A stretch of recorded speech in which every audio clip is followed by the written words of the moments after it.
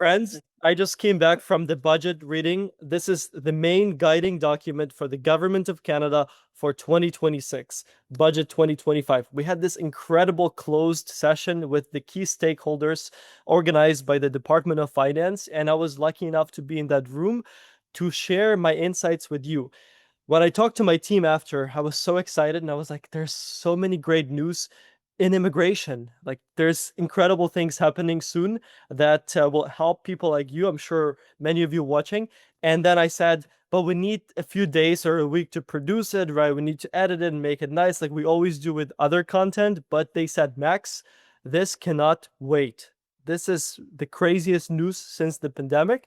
So I feel like it is my obligation to share, even though this format is so raw. It's going to be almost like a live screening or a reading of the budget with you guys, as well as the immigration levels plans.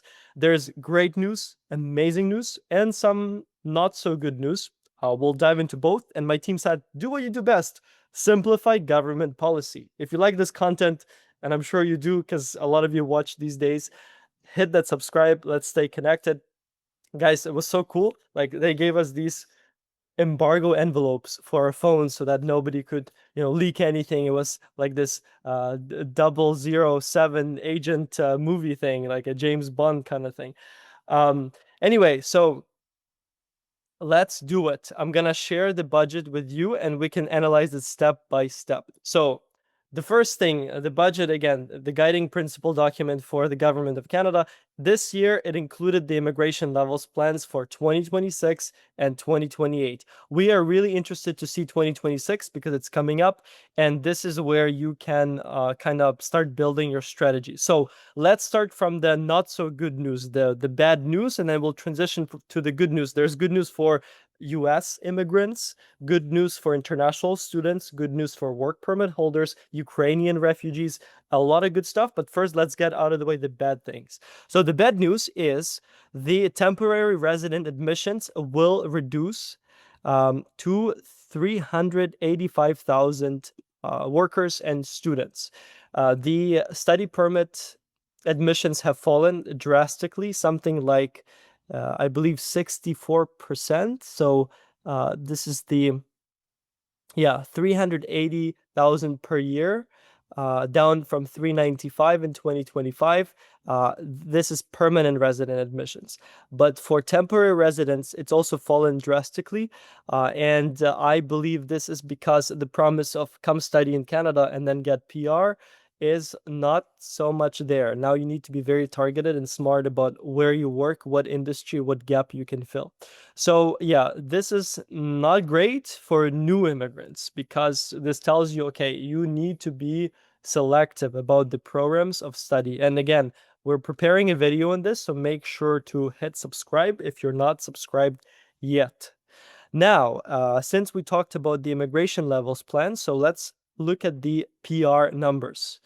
Now, you will see that 380,000 is a pretty small number compared to crazy, sky high 500,000 and 600,000 PR admissions before.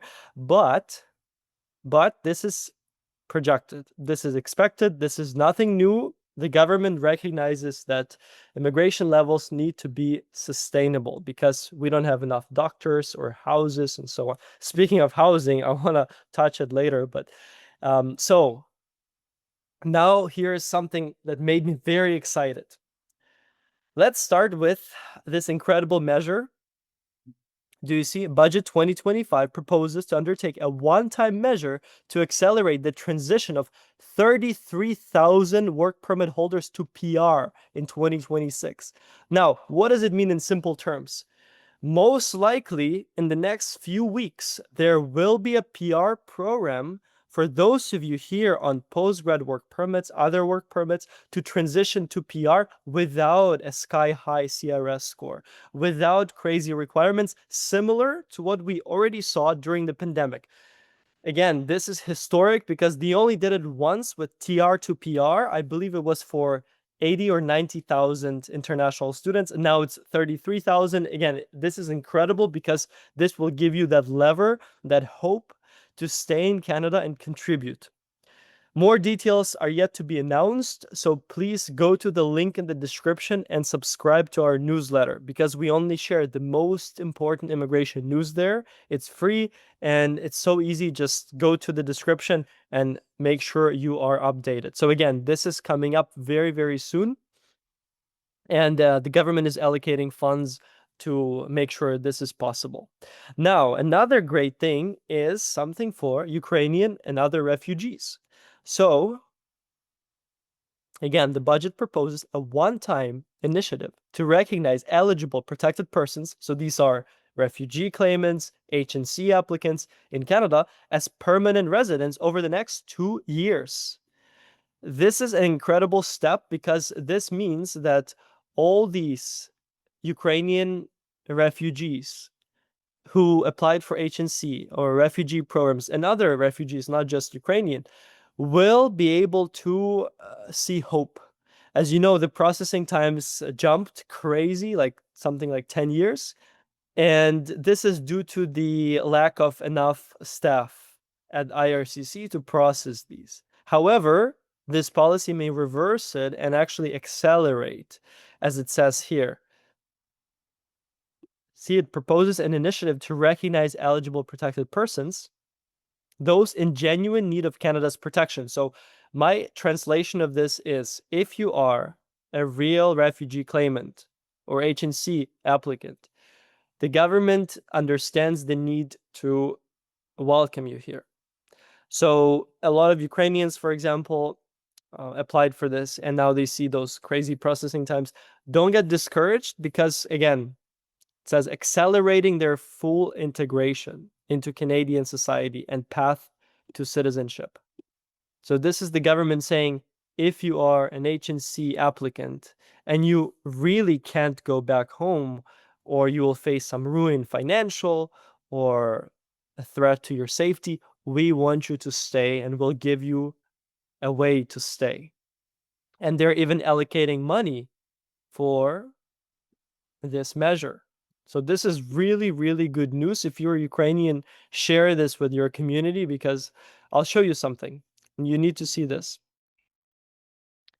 So these are the numbers for H&C in the last immigration levels plans, 10,000. Now, these are the new numbers, 56,000. A higher allocation, more staff, more resources, moving in the positive direction. Now, let's look at the family reunification. Again, really good numbers. So for spouses, if you have a Canadian PR or citizen spouse, we made a separate video with my immigration staff, with some legal experts, on how to go through the process, frequently asked questions, some mistakes people make. You see the top of the iceberg, you don't see what's happening underneath. So that video will help you understand the full scope. Go check it out right after. Maybe I'll put a card somewhere up here, or just put it in the description of the video. Next, another cool thing that I wanted to point out is something hidden. If you scroll down, it's very small, but it's big. To strengthen Canada's innovation ecosystem, address labor shortages, and attract top talent in healthcare, research, advanced industries, and the other key sectors, in the coming months, the government will also launch an accelerated pathway for H1-B visa holders. So we're back to Sean Fraser pretty much being the immigration minister, focusing on TR to PR, temporary residence to permanent residence, as well as American H1-B visa holders, immigrants in the US, to come to Canada on a PR pathway. So stay tuned. Again, make sure to subscribe to that newsletter, because we're going to be releasing a tutorial and all that for helping you apply for all these new measures. It's going to be in the description. Again, it's an incredible opportunity, because this hasn't happened in, I think, 4 years now. Another one that's interesting is this new international talent attraction strategy and action plan. Basically, it's the government saying, we want top researchers, we want scientists who will build Canada and make it become prosperous. So this will be funding for the Engineering Research Council, Society Science, all these councils, to set up new research chairs and to lead research. And for that, they will need top talent from all over the world. So if you are a PhD holder or an applicant for PhD, this could be another good news for you. This could be a pathway for you. Now, French is not going anywhere. Please prioritize that. That's another signal. If you need to learn French, I'll drop a link to our French school. By the way, one of our clients just got his PR because he finally passed his TAF exam in about 1 year. So again, really highly recommend. Now, what I want to touch next will be this Foreign Credential Recognition Action Fund. So soon the government will be working on making sure that if you are a doctor back home or a nurse, you shouldn't be driving an Uber. It's as clear as day. So be alert, because something will come out. Maybe it won't be directly individual to government or government to individual, but the ESDC, Employment Development Canada, will be doing some work around this, and I'm excited to see where it leads us. Now, what's also cool is that the government is being strict. Yeah, the numbers are down for PRs from previous years, but it's recognizing those contributing inside Canada right now. Another cool thing that I promised to share with you was what kind of effect it's having on rents. So I hope you can still see my screen, but let me just make sure that you can, because this is, I think, very, very important. So again, I showed you this before. So this is the allocation of H&C, and that was the previous time. And now look at the new time, like the numbers are 5 times higher. So again, back to that point. And what I promised to show you is what effect all these measures are having on rents. Rents are down. This is insane. Like, do you see the graph? It's all the way down here. The rents are dropping. It's working. And it's incredible because, with platforms like Live.Rent, Canada's safest rental platform, we are going to be breaking down what this means for you, how you can take advantage of it now, because now is the time to sign a new lease, to look for a new place, because you can significantly lower your expenses when it comes to rent, and the government is on it. I'm so excited because, like, this is incredible. This budget is something else. And speaking of this budget, I look forward to our collaboration with the Minister of Finance happening very soon. So make sure you subscribe for that, because we're going to be diving into this and what it means for you in simple words, how you can take advantage of this very budget, and how Canada is really transforming. I think the message that I got from today's reading was the only thing we should fear is not Trump, is not the US, but it's our own inability to see how incredibly fortunate our country is. Canada has the talent, the skills. Canada has the second highest foreign direct investment. Businesses are coming to Canada. Canada has the positioning, the minerals, the resources, everything. We can't miss our chance to thrive, and immigrants are going to be building it. So guys, thank you for watching. I know it was very different, and I'm still processing what happened during this closed budget session, but share the news, share this video. The future is exciting for immigrants. Thank you so much for watching. The links are in the description. Hit like and subscribe.